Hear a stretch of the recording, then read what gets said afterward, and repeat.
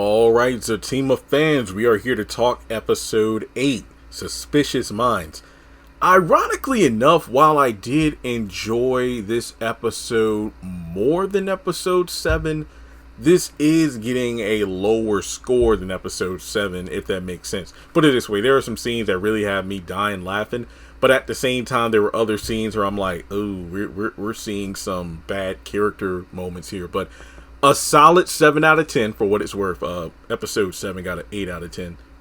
Or was it a 9? No, it was an 8. It was an 8. But I'll get into why as the episode review goes on.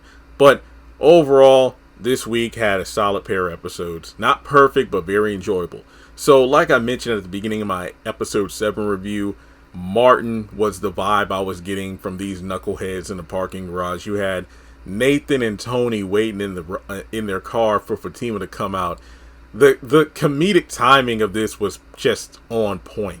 I mean, from this fool Nathan just looking locked in, you could see it on his face. He was locked in, ready to catch Fatima doing something foul.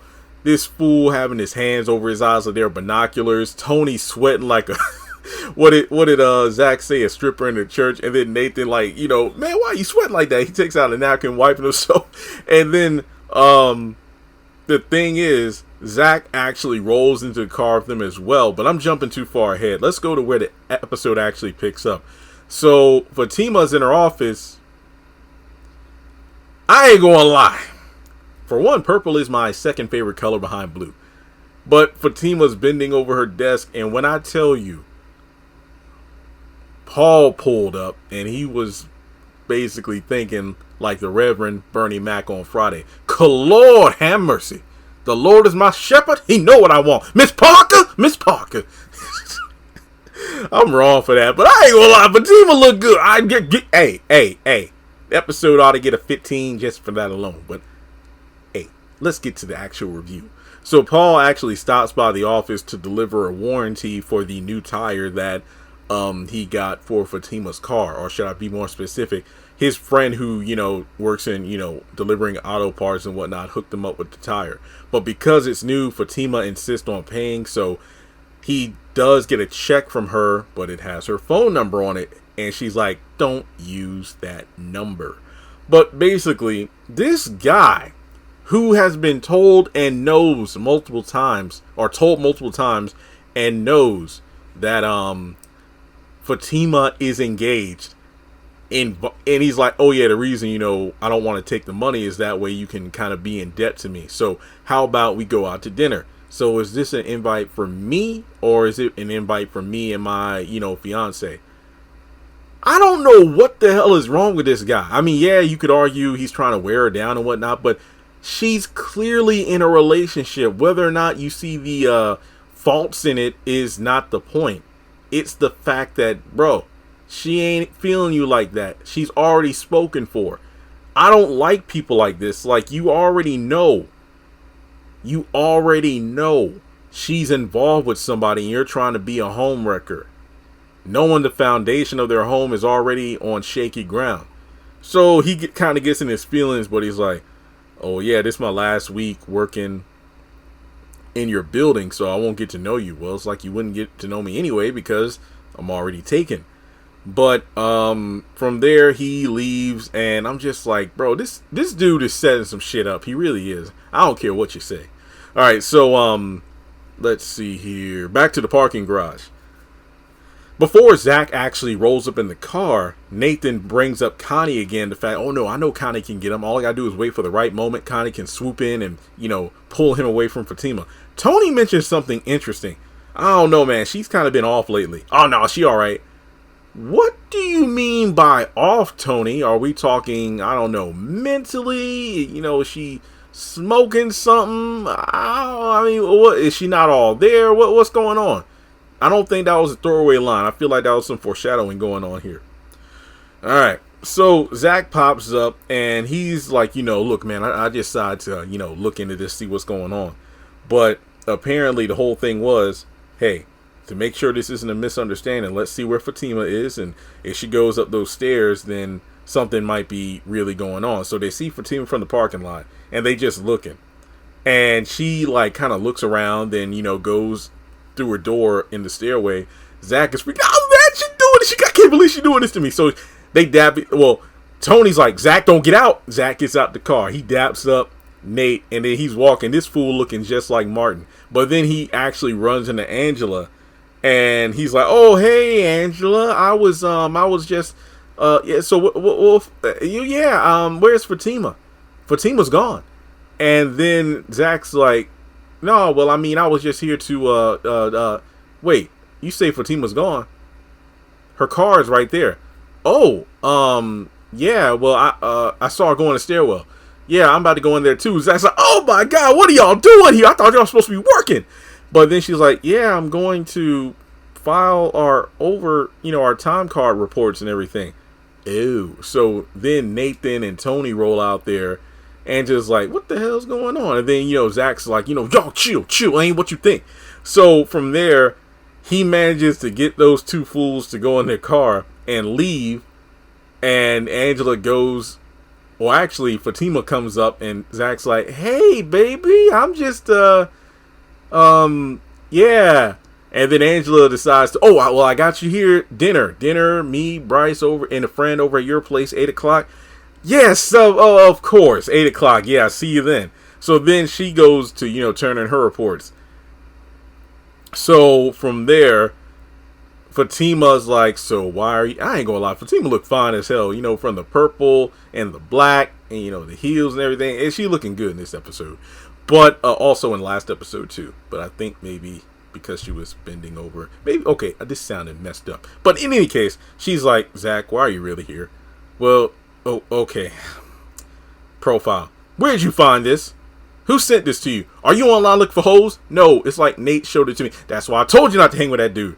So from there, she's like, "I want you to lay on the ground." It's like, "Wait, you talking about getting freaky right here? Come on, I don't know, man." And I'm thinking to myself, well, that profile did say car sex in public. I mean, damn, is Fatima trying to have sex in a parking garage? I mean, it's not as comfortable as a car. I wouldn't know, but I'm just feeling, I don't know. But in any case, she says, "Yeah, get down, 'cause I'm about to run you over." And I'm thinking to myself, this is exactly why these two shouldn't have gone, or should never go back to the parking lot where they first met, because I'm like, all through season 5, if they would have went back, Fatima would have ran him over. And I'm thinking to myself, because it's like, Fatima, don't get in that car. Fatima, don't crank it up. Don't close that door. And then she drives off and he jumps up, and I'm just like, I'm thinking the whole time, Paul is creeping. He is somewhere watching this entire thing unfold. I don't care what you think. I don't care what you think. I don't care what you say. Paul was there. I know he was. He was somewhere lurking like Hayden, trying to figure this shit out. But that would have been wild. To get run over by a tire that another man got for your woman and put on a car that you bought for her.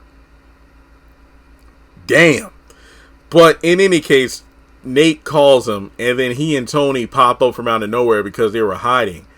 And it turns out, when Zach goes to, give him some skin, he grabs him, kind of like crushes his wrist, like, "Yo, man, where'd you get that profile from?" "I don't know. I showed it to Tony this morning." "Look, you got 1 hour, man. You got 1 hour to take it down. Find out who did it, or I'm going to break your damn hand. I don't care if this is your ball in hand." It's like, okay. So they go off, and then we kind of randomly jump ahead to the bedroom where Zach and Fatima are getting ready for dinner. So we kind of just skip a lot. Number one, I'm pretty sure it's been more than an hour. So did we ever get Nate to follow up on that profile? Number two, I still think Paul was watching this entire thing unfold from the parking garage. I really do. But this scene was kind of like, oh shit, here we go. We're just ruining the Fatima stuff from the last episode. So Zach is like, "So are we going to talk about this?" Nope. Ain't nothing to talk about. And because Fatima's mad since Zach was checking up on her because he thinks she was hooking up and cheating, by, being with someone else. And then he mentions, well, I did see you get dropped off by that dude last night. And like I mentioned in my other video or episode 7 review, how could Zach, what if this was just simply an Uber? You don't know that. But, and then also, the whole thing of seeing you on your knees without, Bob the fucking builder in the elevator. And then Fatima gets mad. It's like, and you don't believe me. You didn't take me at my word. On the one hand, I want to, give Fatima that, like, you know what? You're right, Fatima. Zach should give you the benefit of the doubt and your word means something. But then again, when you look at Sistas season 5, when Zach just pleaded with you to believe him about the photo of him and Karen, you believed Angela's nameless friend who happened to take this photo at the salon to send to Angela to send to you. And then when Karen herself told you the photo was not what you think, I'm the one who initiated the hug and kiss, you never apologized to Zach. You cussed him out, you walked out on him, you shoved him in the face, you made him sleep on the couch. Come on now. And then she decides to bring up, well, unlike you, Zach, I've never cheated on any man that I've been in a relationship with. So then that, yeah, I didn't like this bit of the episode. This is where the episode kind of falls apart for me. Like, if we would have cut the episode with, Fatima driving away and then Nathan and Tony and Zach in the parking garage, I probably would have gave this episode like a 10 out of 10. Or at least a 15 because of Fatima's booty. But then we get to like the bedroom scene, and then from then on the episode is kind of meh. But in any case, they kind of agree to an extent to kind of put their feelings on the back burner to deal with this dinner. But that's the problem here. It reminds me of Priscilla on the Oval in the sense of, instead of taking a moment to check in with her man to fulfill his needs sexually, Priscilla's all up in everybody else's business, being a good friend, but, willing to help everybody else instead of taking care and making sure her own house is in order, leading to her marriage falling apart. Fatima's kind of doing the same thing. It's like, look, she tries to tell Angela, hey, there's enough problems going on right now. I don't think that, being in the same room with Bryce, Bryce and Zach being in the same room is a good idea. And, she's more concerned with that instead of talking to her man. Like, she'll talk to Angela, she'll talk to Andy, hell, even the damn doctor about her issues with Zach, but won't admit to her own faults. And, everything's about her processing stuff. But when she has a problem about something, she goes off. Also, Zach checking up on her to make sure she wasn't cheating. How many times has Fatima told Zach to take care of something, sends him out there on his own, but then she winds up popping about like, a ghost to check in on him? So, damn, Fatima, hypocrite much? So, in any case, moving forward, Angela and Bryce come over. Angela rocking the red. Oh yeah, I think Zach even said something. Hey, look at you looking good in that pink, looking like a highlighter. But in any case, she wearing the red. And then this is where the episode, I don't know, Bryce was kind of weird here. I don't know if the writing is like leaning more into his, bisexual nature because he was acting a bit more feminine than usual. I guess is the best way to put it, from the way he was like, carrying himself and this, that, and the third. I guess this was to drum up the awkwardness, calling Angela a baby and whatnot. It's like, bro, y'all really aren't on good terms. You didn't show up together. Like Angela told Fatima when they went up to the bedroom that, we arrived here separately. We just met outside of the house. So I don't know. It just feels like there was that's why it felt weird to jump from the parking garage to that night when Zach and Fatima are in the bedroom getting ready for the dinner, because did Angela call or text Bryce? I mean, what was his demeanor like when they discussed like, oh, well, here's the time we're coming over to Zach and Fatima? So I don't know. Bryce was acting rather chummy with Angela, like he didn't just see another man coming out of her house that morning. That's the best way to put it. So they go upstairs. So it's just Zach and Bryce downstairs, and Bryce is acting calm, like, hey, Zach, so are we good? Are we cool? And Zach's like, yeah, we're cool. So what about the deal? It's like, hey, I just don't have the money. Now Bryce is cool down. Yeah, that's okay. So did you call Gary? Did you call Gary about the deal? It's like, no, well, I haven't called him. Well, he hasn't called me back yet. So the thing is, and this is what makes me mad about people like Bryce and to an extent Fatima, when they're the ones with the problem, But then in order to resolve it, they're like, yeah, we're cool. Okay, we're cool. Well, as long as you're not acting like you have a problem anymore. Basically some passive aggressive shit. Karen does the same thing too. Where it's like, you're the one who wronged me. I have every right to be upset. You catch an attitude with me for being upset because you did something foul. And instead of straight up apologizing for what you did, you undermine my feelings as well as your own actions by saying, well, okay, hey, as long as you don't have a problem, we don't have a problem, so we're good. It's kind of like when Karen went over to Andy's to quote unquote apologize for kicking her out of her apartment. And she's like, well, I'm sorry and I love you. But so are you going to get over it? Because you know how you hold on to stuff. See that shit right there. That's what I'm talking about. So it's like, Bryce, I mean, what the hell wrong with you? So Zach is like, okay, this shit's awkward. I'm going to my car because I forgot my phone. You know how this is. So Zach goes outside and then Dage is like, Zach, don't act like you don't see me. Oh, shit. Zach should have turned his ass and around and went right back in the house. Let me just talk about this scene real quick. So Zach helps Deja get out of her car, and I'm just like, Zach, we've been over this shit in episode 6. You know I didn't like it when you went over there 3 freaking times in a row. So yet again, you're still trying to help her get out of her car and everything. Thankfully, this time it didn't involve picking her up. So she's acting like her entire body sore. She has the neck brace and everything. And I'm thinking to myself, but Zach, you were over there when she was naked, and you sat on the couch for who knows how long with Deja. She was clearly not in pain. Her crutch and all that other crap was on the table, and she certainly wasn't moving around like she was injured. So it's kind of weird, but I don't know. Anyway, it gets to the point where she says, hey, I spoke with a lawyer today, and he basically said that I had the grounds for a lawsuit against Fatima for what she did to me, for pain and suffering. And as a result, I can't pay rent, or I shouldn't pay rent. So from there, it's like, hey, you better get your suit and tie and tell your girl to talk with her lawyer. And I'm thinking to myself, but doesn't she know Fatima works at a law firm? You basically don't really. Yeah, she does, because in Sistas, this was brought up when she met Andy too. So I don't really know what in the world Deja hopes to accomplish here. We know she's faking it because later on in the series, KC is going to be introduced and they're going to investigate Deja to see if she's faking or not, because Fatima does get served for a lawsuit. So Zach is like, oh shit, and Deja goes in the house. Now back inside, Angela and Fatima come downstairs, actually Bryce is and Angela are in the kitchen.